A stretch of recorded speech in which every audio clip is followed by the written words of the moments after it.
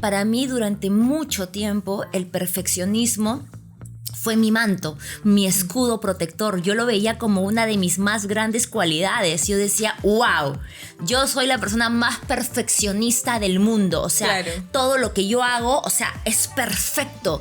Y él me decía, pero déjate ayudar. Y yo le decía, pero me estoy dejando ayudar, te estoy contando lo que me pasa. Ok, pero no me estás dejando solucionarte. Y yo le decía, pero tú no tienes que solucionarme. Y él me decía, pero puedo hacerlo, ¿por qué no me dejas? Estás lidiando constantemente con esa versión pasada, con esta nueva versión que se quiere instalar y que viene acompañada de culpa porque no sabes hacerlo de otra manera. Cuando vienes de familias en las que la mamá asume el rol de energía masculina, porque es la realidad, es lo que tú ves, es lo que tú vives, es lo que tú sientes, es con lo que creces. Y no sé tu mamá, pero mi mamá me decía, tú tienes que ser fuerte, tú tienes que poder, nunca dependas de un hombre. Y yo no me estaba dando cuenta que era mi más grande cárcel. O sea, porque para el perfeccionismo nada va a ser suficiente. No. Vas a llegar a ese objetivo que tu cabeza te dice, ahí es, y cuando llegas es... No es suficiente. ¿Qué más? Claro. Siguiente. Hola, soy Jackie Vázquez. Y yo, Andrea Vaquerizo. Y juntas hemos creado este espacio seguro llamado Paren mi mente que me quiero bajar. Un podcast donde compartimos nuestras vivencias para transformarlas en aprendizaje y crecimiento. Te invitamos a ser parte de este viaje de autoconocimiento y amor propio, donde está permitido equivocarse y volver a empezar. Hello, ¿cómo están? Buenas noches, o buenos días, o buenas tardes, dependiendo la hora que estén viendo este capítulo. Perfeccionismo, sobreexigencia y culpa. ¿Por qué nos cuesta tanto equivocarnos, vaquerizo? Su madre. Principalmente yo creo que porque nos han metido tantas cosas en la cabeza desde tan chiquitos que estamos programados de cierta forma. Y o tenemos el síndrome del perfeccionista que tiene todo mínimamente controlado y que quiere que todo esté, pero al detalle perfecto, y que a su vez se puede sobreexigir mucho, o el otro que no es tan perfeccionista, pero que se sobreexige y se mata y al final agota su cuerpo a un nivel que no puede resistir, ¿no? Y lo que está siempre en convergencia es la culpa. Bueno, para mí el perfeccionismo es un tema que me ha acompañado a lo largo de mi vida. Y yo siento que todavía estoy en el camino, en el proceso de entender, de desaprender también muchas cosas que están como integradas en mi sistema. Me ponía a pensar qué cosa es lo que me había arrebatado el perfeccionismo y siento que el perfeccionismo me ha arrebatado en muchas ocasiones la felicidad. Wow. Porque he estado más concentrada en el resultado, en el objetivo, que en la capacidad de disfrute del camino. Y creo que eso tiene absolutamente que ver con el control. Sí. El hecho de querer controlar que todo sea como tu cabeza te dice que tiene que ser, y por Dios santo, ¿cómo puede traer una sobreexigencia y un nivel de agotamiento tal que en algún momento tu cuerpo colapsa? Yo recuerdo cuando estaba casada, y a mí este tema me mueve muchísimo, la verdad, porque claro, miro como en retrospectiva y para nada juzgo a esa Jackie del pasado que se sobreexigía, que trataba de tener el control, que trataba de que todo sea perfecta, pero si tú me preguntas a mí cómo era Jackie casada, yo muchas veces decía, yo era la perfecta ama de casa, yo era Martha Stewart, o sea, yo tenía todo perfecto en mi casa. Y todo era perfecto, el cuadro, la vajilla, los cumpleaños, o sea, yo organizaba los cumpleaños de mi ex esposo y yo hacía todo, todo. O sea, desde la torta, la comida, poner la mesa, atender a los invitados, absolutamente todo.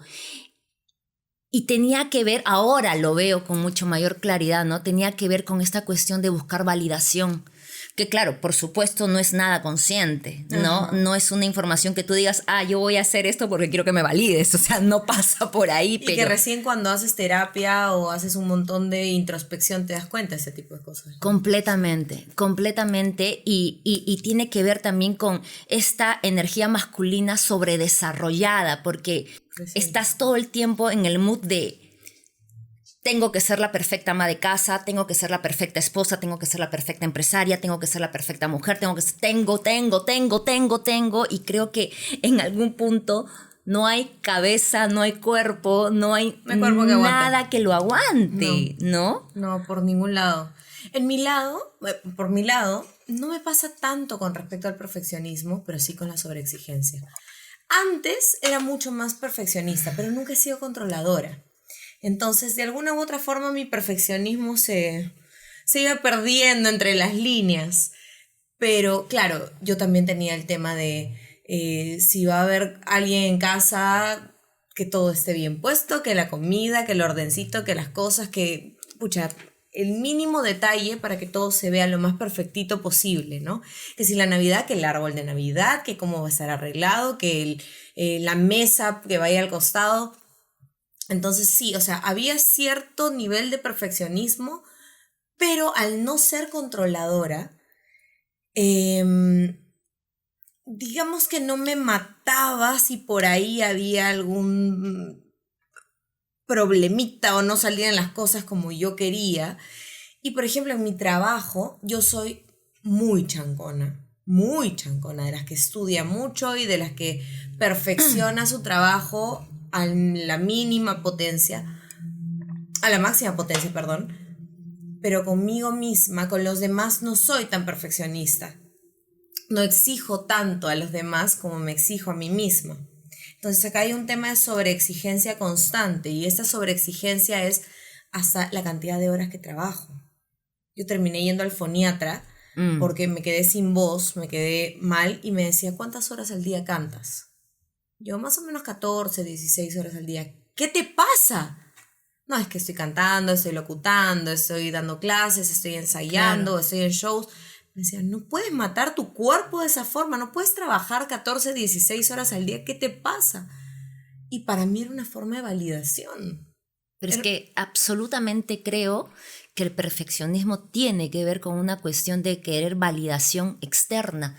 El perfeccionismo creo que no tiene que ver con una cuestión de cómo me veo yo, sino cómo soy percibida afuera. Es inconsciente, por supuesto, Puede ser. no es una información que tú la tengas registrada como algo muy consciente, porque si no, pues creo que ya no sería algo que lo tuvieses de alguna manera. Bueno, en mi caso, por ejemplo, ¿no? Ya esto lo he podido observar en terapia. O sea, en el momento no, ¿no? En el momento para mí todo tenía que estar en su sitio. Gerardo tenía que hacer las cosas en el momento que yo le decía. O sea, todo tenía que ser perfecto y yo necesitaba tener el control. Suena fácil decirlo ahorita, pero créanme que no ha sido fácil y cuando me he dado cuenta y he sido consciente de esto, ha sido muy doloroso para mí, sumamente doloroso.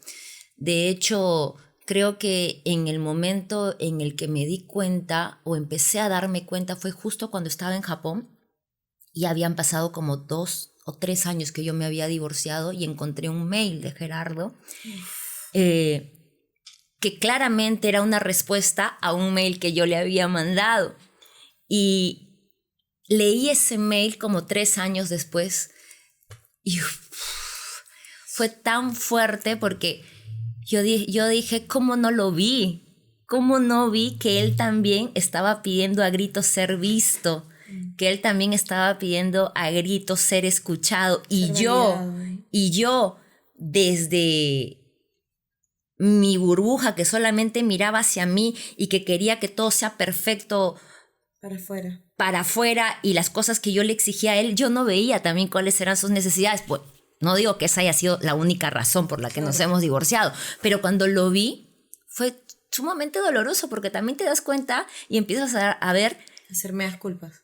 ¿Cuáles han sido también tus responsabilidades? ¿No? Siempre en un vínculo hay responsabilidad de ambos, pero cuando ya lo ves y eres mucho más consciente, yo recuerdo que encontré ese mail y no paré de llorar 8 horas seguidas, creo, porque era como... ¿Te sentiste responsable? No me sentí responsable, pero me sentí, o sea, fue bien loco porque sentía como no lo vi y entiendo que estábamos en lugares diferentes. Evidentemente por eso también la relación no funcionó en su momento, más allá del inmenso amor que nos tenemos los dos, pero también aprendí a perdonarme. Aprendí a perdonarme porque entendí que eso que viví finalmente me convirtió en la mujer que soy ahora. Porque si yo no hubiera vivido eso, si yo no hubiera encontrado ese mail 3 años después, si yo no hubiera tomado la decisión de ir a terapia, de hacerme responsable de mis miedos, mis traumas, mis ansiedades, yo no hubiera tenido la conciencia de leer ese mail y verlo desde otro lugar, desde otra perspectiva, ¿no? Pero ha sido de las cosas más dolorosas y en algún punto me preguntaba, ¿cómo me perdí en la capacidad del querer hacer y no disfrutar? ¿Cuánto me arrebató el perfeccionismo? ¿Cuánta felicidad? ¿Cuántos momentos se pudo haber llevado solo porque de alguna manera yo quería el cuadro perfecto? Claro. ¿No? Wow, me quedo un poco sin palabras porque me pongo en tu posición y digo qué fuerte el hecho de no disfrutar de las cosas pequeñas de la vida, de los momentos, porque al final la vida se compone de muchos momentos, tanto positivos como negativos, pero esos pequeños momentos que van armando el cuadro completo, pero ese momentito pudo ser mucho más disfrutado, mucho más valorado y mucho más admirado si lo hubieras visto con otros ojos, ¿no? Sí, pero como te digo, también aprendí a perdonarme, claro, ¿no? Obvio. Aprendí a mirar y decir, bueno, fue perfecto, así tenía que ser, porque probablemente él también tuvo parte de responsabilidad, pero lo que a mí me toca es cómo en este afán de querer ser la esposa perfecta, de querer ser la ama de casa perfecta, me perdí. Yo recuerdo que cuando estaba en crisis emocional o tenía algún tipo de pelea como puede haber en todo matrimonio, en toda relación, mi escape era salir a las tiendas de decoración de casa. O sea, me sentaba en el mueble de mi sala y miraba qué cosa faltaba. ¿Qué faltaba? Decía, ahí falta un cuadro, acá falta un espejo. Y me iba a comprar el cuadro, el espejo y todo para que sea mi casa perfecta. ¿Me entiendes? Wow. Y claro, en ese momento yo no lo veía de la forma que lo estoy viendo ahora, ¿no? O sea, cómo trataba también de llenar vacíos, que claramente esos vacíos estaban ahí, porque yo me estaba perdiendo en los resultados, en el objetivo y no en el disfrute. Me estaba perdiendo en el hecho de... Ojo, todo lo que digo son cosas que ya las he visto en terapia. Y que además tú eres psicóloga. Sí, además soy psicóloga y que ahora los puedo traer a la mesa con total y absoluta tranquilidad y habiendo hecho un trabajo de perdón también interno, ¿no? Importante. Y puedo decir, claro, hay cosas que no las volvería a hacer, hay cosas por las cuales no volvería a transitar, ¿no? Hay mucho más en juego en un vínculo que el hecho de que afuera seas validada como la perfecta ama de casa, ¿no? Y nuevamente repito, todo estas son cosas inconscientes, claro, que no te das cuenta en el momento, te das cuenta después, ¿no? Y claro, estaba absolutamente en energía masculina de hacer. Hoy en día soy mucho más consciente de eso y soy más consciente de mi energía femenina. Y no sabes lo que me cuesta la vida, o sea, permitirme recibir, permitirme ser contenida, ser sostenida, porque claro, el perfeccionismo también viene acompañado del síndrome de la niña buena, del síndrome de la salvadora, de que yo lo resuelvo, yo lo hago todo perfecto, fuerte. Yo puedo todo. Y en el camino no te das cuenta que le estás quitando el rol a tu pareja de ser esa energía masculina, porque claro, dos energías masculinas no pueden estar en un vínculo. No. Y lo que termina pasando es que las relaciones se rompen porque cada uno no está en la energía que le corresponde. El otro día yo tenía unos temas emocionales y estaba con mi mejor amigo y él me decía, pero déjate ayudar. Y yo le decía, pero me estoy dejando ayudar, te estoy contando lo que me pasa. Ok, pero no me estás dejando solucionarte. Qué importante es eso. Y yo le decía, pero tú no tienes que solucionarme. Y él me decía, pero puedo hacerlo, ¿por qué no me dejas? Porque me cuesta, porque para quienes hemos tenido que hacer estructuras desde muy jóvenes, no es fácil. Y siempre digo, por Dios, a mí este tema me mueve muchísimo. Es que es bien duro, es bien duro. Tú vienes de una mamá fuerte, yo vengo de una mamá fuerte, te puedo entender más de lo que te imaginas, porque cuando vienes de familias en las que la mamá asume el rol de energía masculina, porque es la realidad, es lo que tú ves, es lo que tú vives, es lo que tú sientes, es con lo que creces, y no sé tu mamá, pero mi mamá me decía, tú tienes que ser fuerte, tú tienes que poder, nunca dependas de un hombre, nunca le pidas nada a un hombre, nunca... Tú tienes que tener tu plata, tú tienes que conseguir tus cosas. Entonces, yo hoy en día puedo tener la felicidad de decir que todo lo que yo he conseguido en mi vida, lo he conseguido sola. Sin embargo, no debería ser así. Cuando yo me separo, yo me acuerdo que el día de mi separación, yo le había pagado a mi esposo para que me haga un EP. Y no se daba este EP. Y no se daba. Un EP es un disco chiquito. Es un disco de 4 o 5 temas. Entonces yo ya tenía... Gracias, Brunito. Yo tenía las canciones hechas, solamente faltaba que él las termine de producir. Y el día que yo decido separarme de él, me acuerdo que yo llorando le digo, ¿cuántos años está mi EP en tu computadora y no lo haces? ¿Hasta qué punto tengo yo que esperar que tú tengas la iniciativa de hacer algo por mí? A pesar de que yo, o sea, esto te lo he pagado, esto es un trabajo. A la semana de esto, él me entrega un tema. Él me entrega ese tema y yo inmediatamente me muevo y yo conseguí que lo suban a plataformas en menos de 2 semanas. Fue tiquiti, tiquiti, tiquiti, tiquiti, ¿no? Y un día él me llama y me dice, lanzaste el tema hoy, ¿cómo te sientes? ¿Estás contenta? Que no sé qué. Y yo tenía un nudo en la garganta que no te puedo explicar. Él me decía, ¿pero por qué estás así? Y yo le decía, porque sí, o sea, no me siento bien. Y él me dijo, pero deberías estar feliz, te está dando amor, ¿ves? Deberías estar feliz, deberías estar orgullosa de lo que has conseguido sola. Y yo le dije, sí, efectivamente. Corté el teléfono y me puse a llorar como loca. Y a la media hora tenía sesión con mi psicóloga. Y mi psicóloga me decía, pero ¿por qué lloras? Y le decía, mira lo que me ha dicho mi ex esposo, ¿no? Bueno, en ese momento todavía mi esposo. Hasta este momento todavía mi esposo. y mi psicóloga me decía, pero ¿por qué te sientes mal? ¿Por qué te sientes triste? Si él está validando lo que has hecho, ¿no? O sea, deberías tomarlo como algo positivo. Y yo le decía, efectivamente, pero yo no quería hacer todo esto sola. Yo quería hacerlo de la mano de él. Yo quería poder trabajar todo esto juntos y estar a su lado y él que esté a mi lado aplaudiéndome y cuidándome de alguna forma. Y nunca se dio. Entonces, después, con trabajo claramente, llegué a entender que, claro, mi energía estaba en cualquier otro lado. A mí me había tocado tener energía masculina en toda mi relación y adoptar papeles que no eran míos.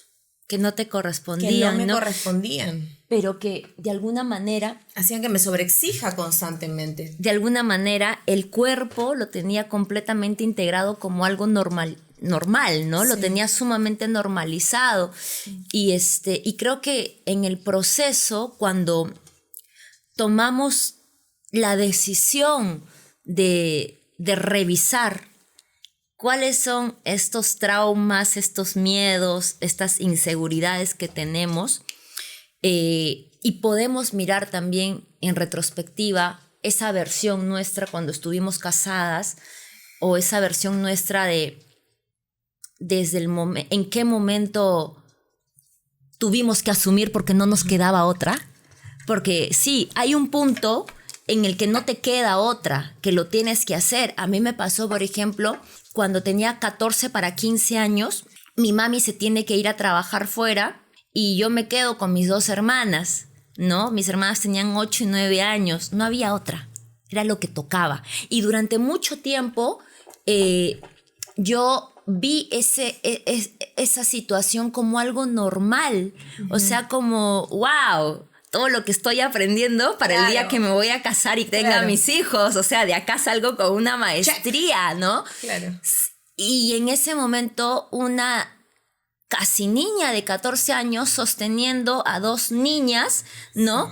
Y tuve que dejar como de lado mi niñez, mi adolescencia y pasar a ser supermamá, hermana, Jackie, y tenía que hacerlo todo perfecto porque yo no podía llorar, yo no podía llorar, yo no me podía equivocar. O sea, miren todo lo que pasaba por mi cabeza. Por mi cabeza era, yo tengo que educar a estas niñas y estas niñas no pueden meter la pata, porque si estas niñas meten la pata, ¡ay, Dios mío! ¡Ay de mí! Y todo el sacrificio que mi mamá está haciendo se va al tacho todo. Entonces, fuerte, cuánta responsabilidad. Era como muy fuerte, ¿no? Y claro, lo normalicé mucho tiempo y en el proceso también de ir a terapia, luego me di cuenta que eso no tiene nada de normal. Y luego viene otro proceso que es de perdonar, ¿no? Porque también tus padres hicieron lo mejor que pudieron con las herramientas que tenían, ¿no? Entonces, lo que a mí me toca en este momento es hacerme cargo de esa niña buena salvadora que vine acompañada de esta gran mochila que es el perfeccionismo y decirle, oye, ahora vamos a hacer las cosas un poco más ligeras, ¿no? Claro. Vamos a disfrutar del camino, vamos a disfrutar del proceso, pero que no es tan fácil como decirlo, ya, vamos a disfrutar el camino del proceso, sino que en este proceso también yo estoy descubriendo, incluso hay momentos en los que me tomo la tarde libre o me tomo el día libre y no sabes la culpa que puedo sentir. O sea, mi vida. La si culpa. Yo tengo un día, si tengo horas libres, es como, ¿qué estoy haciendo con mi vida? Yo debería seguir trabajando. Todavía tengo un par de horas para aprovechar. ¿Por qué estoy en mi cama? Totalmente. Porque además tenía un esposo que cuando yo agarraba el celular, yo hacía esto. Ya estás en Instagram. Sí, ¿cuál es el problema que esté en Instagram? Estás perdiendo tu tiempo. Ya, entonces me acostumbré a que cualquier hueco de tiempo tenía que ser aprovechado porque si no era con algo productivo, ¿no? Porque si no, pues, o sea, ¿qué estabas haciendo? Estabas haciendo todo mal. Sí. Y es durísimo porque cuando tomas conciencia de estas cosas y empiezas a querer disfrutar de la vida como tiene que ser, tampoco es fácil porque es desaprender para volver a aprender. Para volver a aprender, desinstalar creencias limitantes, patrones, programas para volver a instalar como información nueva. Y en el camino puede ser muy agotador, sumamente agotador, porque estás como, en mi caso lo digo, estás lidiando constantemente con esa versión pasada, con esta nueva versión que se quiere instalar y que viene acompañada de culpa porque no sabes hacerlo de otra manera, ¿no? Un día mi psicóloga me dijo, yo creo que aquí vamos a hablar mucho sobre mi psicóloga porque para mí ir a terapia ha sido un proceso... Un regalo. Un regalo maravilloso, increíble, único. Gente, vayan a terapia, por favor, se los pido. Hace poco conocí a una persona y le preguntaba cuáles son tus green flags y tus red flags al conocer a alguien, tus banderas rojas y las banderas verdes al conocer a alguien. Y él me decía, una bandera verde es que vaya a terapia. Y yo, me caes bien, amigo, tú me caes bien. Y ella me decía, tú eres como un Ferrari que está constantemente a 100 kilómetros por hora. No puede ir a 100 kilómetros por hora porque el motor se va a sobrecalentar y se va a malograr. Entonces, mi nivel de sobreexigencia hacía que yo esté a 100, tiqui, tiqui, tiqui, tiqui, tiqui, tiqui, tiqui, tiqui, tiqui, y después tenía que parar de golpe porque me enfermaba. O laberintitis, otitis, o problemas del estómago, o migrañas asesinas que me llevaban a la clínica. Es que el cuerpo habla lo que la boca calla. E imagínate mi nivel, además de sobreexigencia y de yo puedo todo sola, que yo terminaba yendo a emergencias sola, ¿no? A veces sin avisarle a mi esposo, o a veces avisándole después, o a veces él me decía, yo no tengo tiempo, entonces de ahí te voy a ver. O sea, al final yo sentía fehacientemente que estaba sola, ¿no? Pero es que también en algún punto no permitimos que nos ayuden. Exacto. O sea, es nuestra responsabilidad y ahí es lo que te decía, mirar a esa versión pasada con compasión y con perdón también, ¿no? Y poder mirarla con ojos de aprendizaje. Totalmente. ¿No? Todo lo que pasa es por algo. Todo lo que pasa es perfecto. Sí. Y el camino no es plano. El camino es un sub y baja, es una montaña rusa que hoy vas a estar maravillosa y después vas a estar mal y de pronto tienes una racha hermosa en la que estás durante una semana continua y de pronto pasa algo y caes y es como, pero si yo estaba bien, toda la semana he estado bien. Pero igual siempre estás avanzando. Sí. Igual siempre avanzas porque claro, empiezas acá, estás arriba, estás abajo, estás arriba y si te das cuenta, estás avanzando. El problema es el tema es continuar. El tema es continuar y yo siempre digo que una vez que ya te trepas al barco y te vas así, alta mar, que para mí vendría a ser el haberme hecho responsable de mi vida, con terapia, con las herramientas que me ayudan, o sea, ya no hay marcha atrás. Ay. O sea, no hay marcha atrás. Ya estás ahí y dices, no me voy a regresar, ya avancé todo esto para regresar, no, en algún punto voy a ver la isla, Sí. en algún punto va a salir el sol, porque Dios mío, en este proceso de desaprender e integrar nuevas creencias, nuevos programas, ¿cuánto dolor puede haber? ¿Cuánto mucho. dolor? ¿Cuánta compasión, autocompasión también? Porque para mí durante mucho tiempo el perfeccionismo fue mi manto, mi escudo protector. Yo lo veía como una de mis más grandes cualidades. Yo decía, wow, yo soy la persona más perfeccionista del mundo. O sea, Claro. todo lo que yo hago, o sea, es perfecto. Y yo no me estaba dando cuenta que era mi más grande cárcel. O sea, porque para el perfeccionismo nada va a ser suficiente. No. Vas a llegar a ese objetivo que tu cabeza te dice, ahí es, y cuando llegas es, No es suficiente. ¿qué más? Claro. Siguiente. Y lo fuerte Sí. es, cuando yo estaba en el colegio me acuerdo que siempre en ciertos cursos nos hacían llenar, ¿no? 3 de tus mayores virtudes y 3 de tus mayores defectos. Yo ponía una virtud, vehemente, y un defecto, vehemente. Porque mi mamá me decía, ¿qué tal vehemencia puedes tener, hijita? Cuando a ti se te mete algo entre ceja y oreja, no hay quien te lo saque de la cabeza. Y efectivamente. Pero el perfeccionismo también es esto. Puede ser una virtud como puede ser ay, se me fue la palabra. Una virtud o una... Se me acaba de ir, la acabo de decir. Una virtud. Un defecto. Un defecto. Un defecto. Gracias, Señor, por iluminarme. Una virtud o un defecto. Porque, claro, tú quieres que todo esté bien hecho y das tu 100% para que esté bien hecho, pero en el camino te puedes perder. No somos conscientes del disfrute, como hablábamos hace un rato, ¿no? Y mucho pasa y eso me ha pasado tanto con mi mamá como con mi ex esposo, ¿no? Tú tienes un hito al que quieres alcanzar, ¿no? Una meta.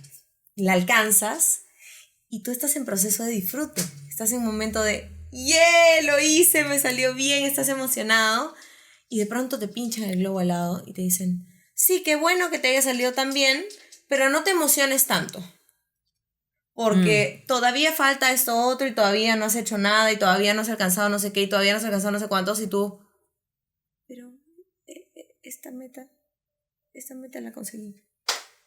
Esta me salió bien. Claro, pero ahí, disfrútala, ¿no? Ahí de hecho creo que cuanto más trabajo interno haces, no estás esperando que te validen afuera. Entonces ahí dices, si alguien viene y te dice, oye, pero no es suficiente, perdón, para ti no será suficiente, pero para mí sí, y me pongo mi estrellita. Exacto. Y estoy.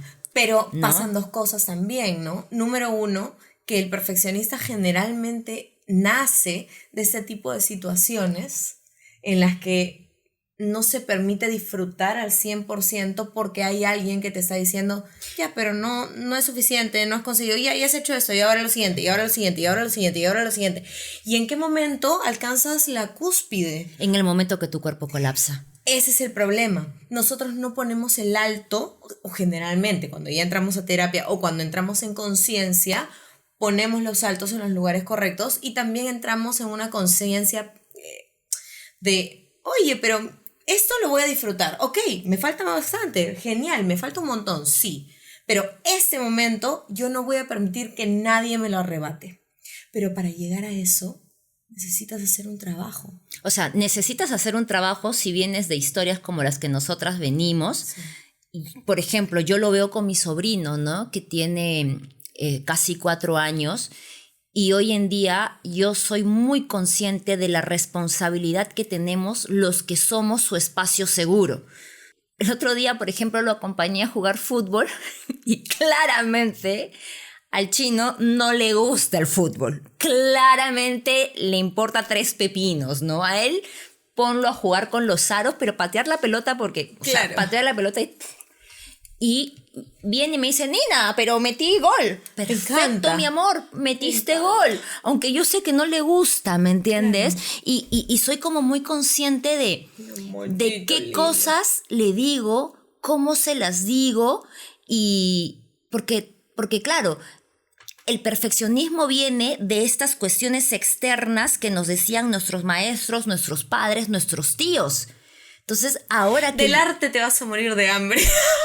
O sea, claro, y ahora que puedo manejar esta información desde otro lugar, digo, hay una gran responsabilidad para nosotros como espacio seguro de José Antonio, ¿no? Sí. Y yo quiero que este niño sea feliz. A mí me importa 3 pepinos si es perfecto o no es perfecto, porque para mí, desde mi punto de vista, el perfeccionismo no es nada positivo.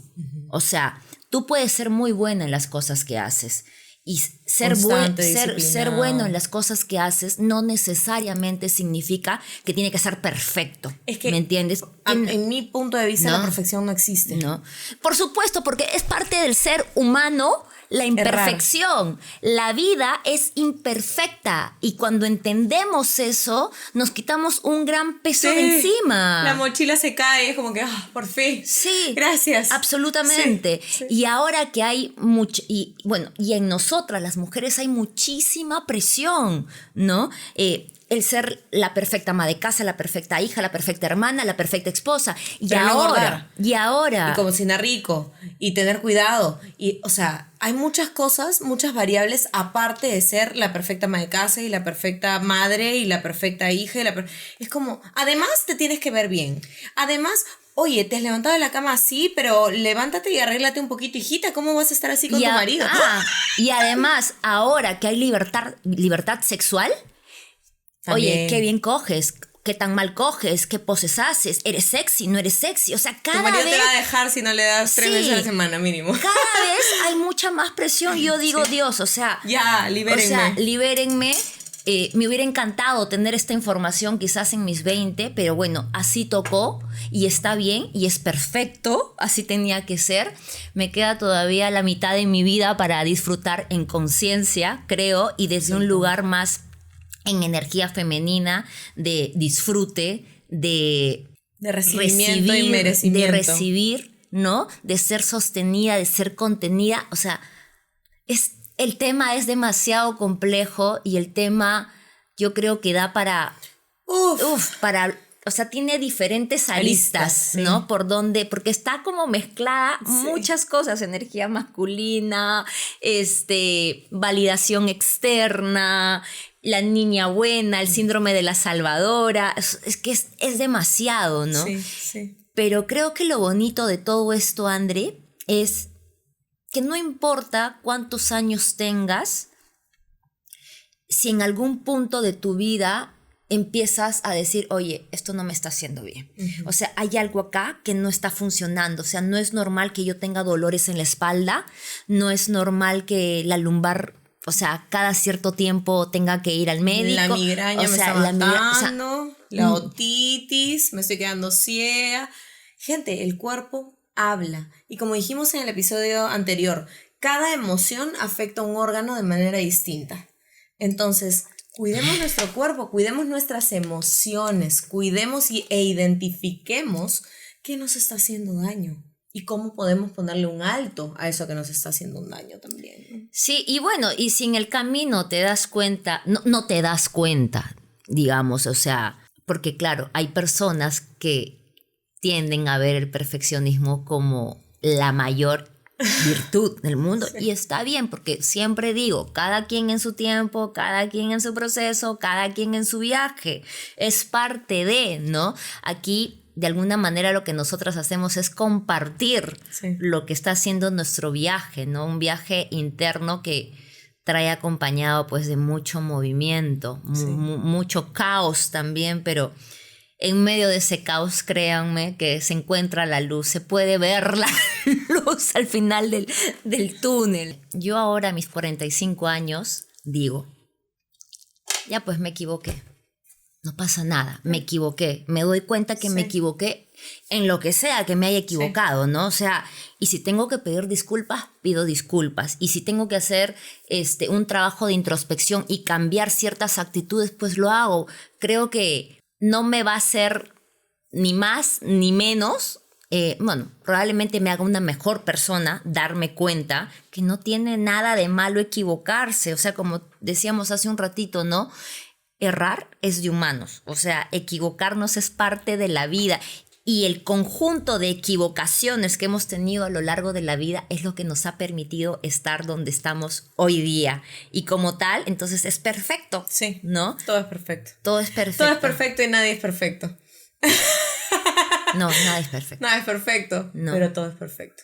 Todo pasa en el momento perfecto. El perfeccionismo no existe. Las cosas perfectas no existen. Pero al final Dios sabe por qué hace las cosas y los designios de Dios son perfectos. Al final todo tiempo es perfecto. Conclusión para mí, vivamos, disfrutemos el proceso y seamos compasivos con nuestro propio proceso y a disfrutar, a vivir la vida, que finalmente vida solo hay una, y cuando nos vayamos de acá, lo que nos vamos a llevar es la capacidad de disfrute que tuvimos. Y para despedirnos, un mensaje importante de nuestra querida Susy Díaz. Vive la vida y no dejes que la vida te viva. Nos vemos en la próxima. Un besito. Chau, chau.